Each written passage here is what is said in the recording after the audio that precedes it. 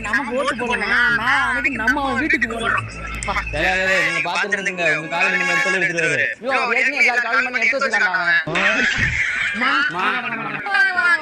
மறக்காம நம்ம சின்னத்துக்கு நாய்கள் சின்னத்துக்கு ஓட்டு போட்டுக்கோமா.